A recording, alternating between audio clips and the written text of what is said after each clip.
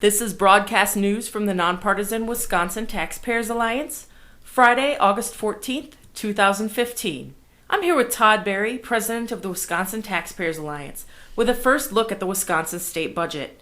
When did work on the state budget wrap up? Well, it was concluded on July 12th, so just about a month ago now. And it started with the governor introducing the budget in February and then the legislature working on it until late June. The new state budget saw some changes for taxpayers. What are some examples of these?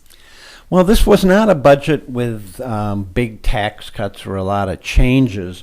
Probably the two noticeable changes were both income tax changes that the legislature added to the governor's budget. One addressed the marriage penalty that exists in the state income tax by increasing the standard deduction for married couples.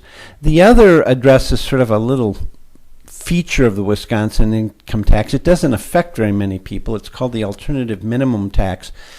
But the rest of the Wisconsin income tax and the federal alternative minimum tax are both adjusted for inflation, and Wisconsin's alternative minimum tax was not so adjusted. So they made the Wisconsin law conform with the federal law, and they adjusted it for inflation.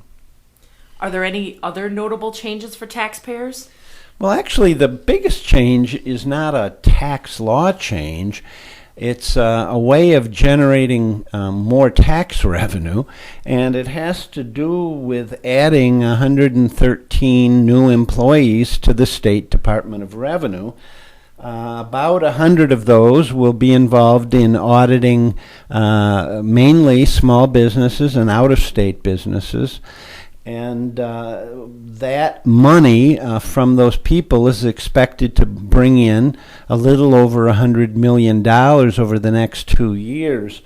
There's also a smaller number of people that will be involved in some debt collection activity for the state, and that's expected to bring in closer to $40 million in back debt.